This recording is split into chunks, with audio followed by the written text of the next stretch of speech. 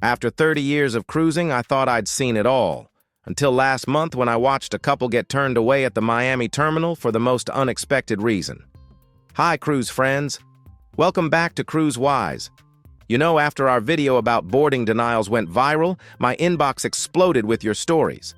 And folks, some of these are real eye-openers. Today, I'm sharing 11 more reasons passengers are being denied boarding in 2025, including one that happened to my own neighbors. Trust me, number 7 will make you rethink your entire packing strategy. Now, my wife and I have been fortunate. We've never been denied boarding in our 3 decades of cruising.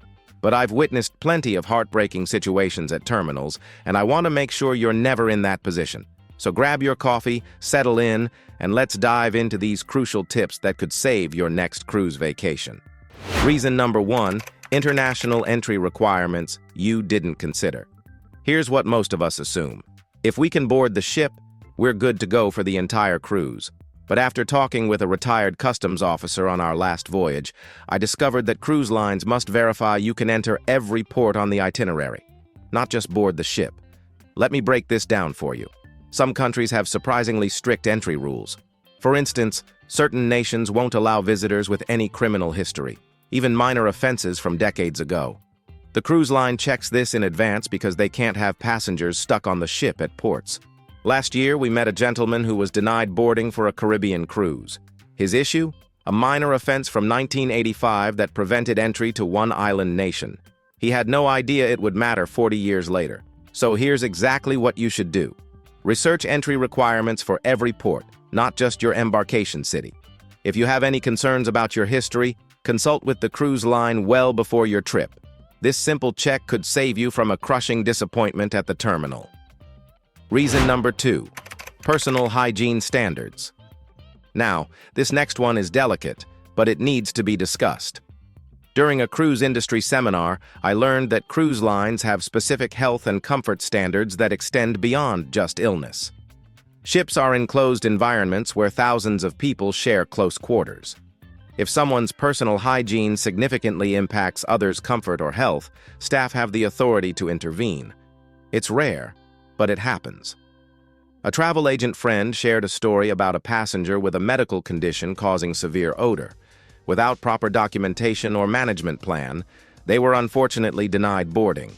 It was handled discreetly, but the situation was heartbreaking for everyone involved. If you have any medical conditions that might raise concerns, bring documentation from your doctor. And remember, those long travel days can be rough. Consider freshening up at the hotel before heading to the terminal. A little preparation ensures smooth boarding for everyone.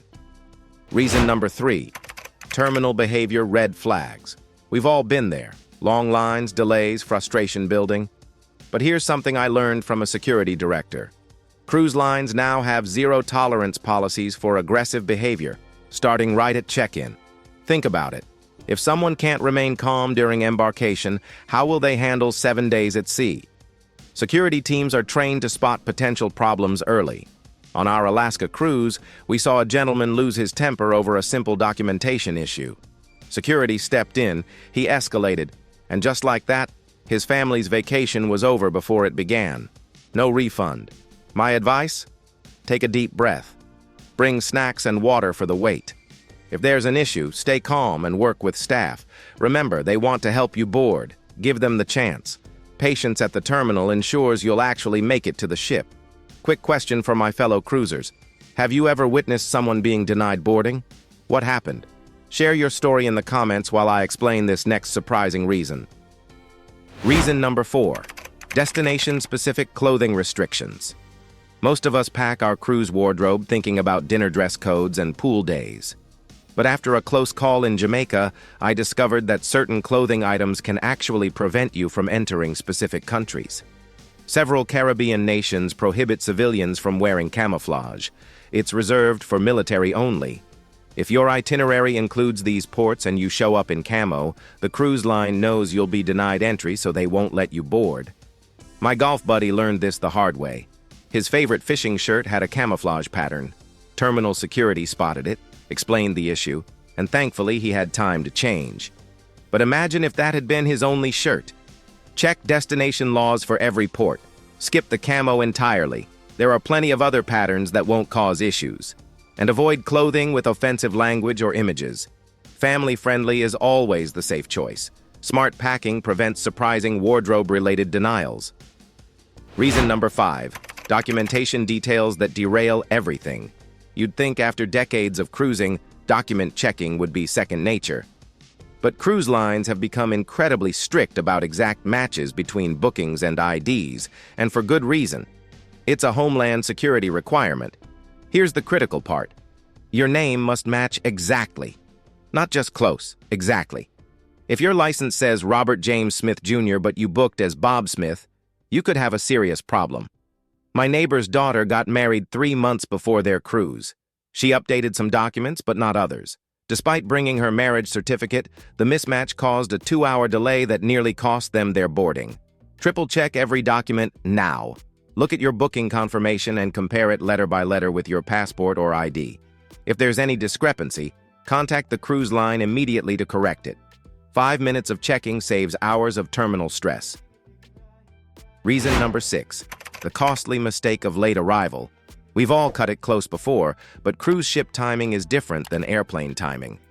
Through conversations with port agents, I learned that departure time and final boarding time are two very different things, often by 2 hours or more. Once customs and immigration close their checkpoint, usually 60 to 90 minutes before sailing, that's it. No exceptions. The ship might still be tied to the dock, but you're not getting on. Last year in Fort Lauderdale, we watched a family of 8 arrive just 45 minutes before departure. The ship was right there, gangway still connected, but customs had closed. 8 cruise fares gone, no refund. Here's my rule after 30 years. Arrive at the port city the day before. Yes, it's an extra hotel night, but it's insurance against flight delays, traffic, or unexpected problems. We always make it a mini vacation starter. Early arrival guarantees you'll actually take the cruise you paid for. If you're finding these tips helpful, consider subscribing for more cruise wisdom every week. We've got some fantastic money-saving content coming up. Now here's where things get really interesting with reason number 7. Reason number 7. Medical fitness evaluations. We all want to cruise when we're feeling our best, but sometimes life doesn't cooperate. What surprised me was learning that cruise lines have medical staff at terminals who can evaluate passengers showing signs of illness. It's not just about contagious diseases anymore. If you appear seriously unwell or recently had surgery, they may require medical clearance. Ships have limited medical facilities. They need to ensure passenger safety. A couple we know had their cruise delayed when he showed up 3 days post-surgery, thinking sea air would help recovery. Without his doctor's clearance letter, they were denied boarding. They eventually cruised 2 months later when he was fully healed. If you've been ill or had any procedures, get a doctor's letter stating you're fit to travel. Bring any necessary medical documentation. And if you're not feeling well, honestly consider postponing. Cruise insurance exists for these situations. Proper medical preparation ensures a safe voyage for everyone. Reason number 8. Celebration gone wrong. We all love to start vacation mode early, but there's a time and place. Security supervisors have shared with me that pre-cruise celebrating is one of the most common boarding denial reasons. Cruise lines must ensure passenger safety from the moment you board. If you appear intoxicated during check-in, they can't take the liability risk. It's not about being strict. It's about safety on those gangways and emergency procedures. At Port Canaveral, we saw a bachelor party group arrive straight from a beach bar celebration. 2 members were visibly intoxicated. While their friends boarded, those 2 watched the ship sail away from the terminal. Expensive mistake. Save the celebrations for on board. Have a nice lunch, stay hydrated, and board clear-headed. There's plenty of time for cocktails once you're safely in your cabin. Trust me, the bars aren't going anywhere. Sober boarding means you'll actually get to enjoy those ship cocktails. Reason number 9. Prohibited items hidden in plain sight. We all know about the obvious banned items, but some restrictions might surprise you. After attending a cruise security briefing, I learned that seemingly innocent items can cause major boarding issues. Beyond weapons and illegal substances, many common items are prohibited. Surge protector power strips, clothes irons, CBD products, even legal ones, and certain sporting equipment. Security screening is thorough, and they don't make exceptions. My wife's friend brought CBD oil for her arthritis. completely legal in her state. But cruise lines operate under federal maritime law where it's still prohibited. She had to choose, surrender the expensive oil or miss the cruise. Thankfully, she chose the cruise. Download your cruise line's prohibited items list. Read it carefully. It's longer than you think. When in doubt, leave it home. No item is worth missing your vacation. Knowing the rules prevents expensive surprises at security. Reason number 10, the devil in the booking details. After decades of cruising, you'd think booking would be foolproof. But cruise lines have shared that booking errors cause more denials than people realize, especially with increased security protocols. Every detail matters: names, birthdays, passport numbers, citizenship. These get submitted to government agencies. One typo can flag you in the system, and fixing it at the terminal is often impossible. Our friends booked using his nickname Jim instead of legal name James. Seemed harmless until the manifest was rejected by customs. They spent 4 hours at the terminal trying to fix it and barely made boarding. Review your booking confirmation immediately. Compare every detail against official documents. If you spot any discrepancy, even a missing middle initial, contact the cruise line right away. Don't wait until cruise week. Accurate booking details ensure smooth, stress-free boarding. Reason number 11, when ships simply can't accommodate. This last one is rare, but it's important to understand it can happen. Through industry connections, I learned that occasionally passengers are denied boarding through no fault of their own, overbooking or last-minute maintenance issues. Unlike hotels that can walk you to another property, ships have finite space. If there's a plumbing failure in your cabin category, or they've overbooked due to system errors, someone's not sailing. On a Mediterranean cruise, we met a couple who'd been bumped from the previous sailing due to cabin repairs. The cruise line provided full refunds, future cruise credits, and covered their hotel, but their vacation was still disrupted. Book directly with cruise lines when possible for better protection. Consider travel insurance that covers trip interruption. And arrive early. Last to check in might be first to be bumped if issues arise. Understanding this possibility helps you prepare and protect your investment. Well, cruise friends, there you have it. 11 more reasons passengers get denied boarding that nobody talks about. But here's the thing. Now that you know them, you can avoid every single one. Which of these surprised you most?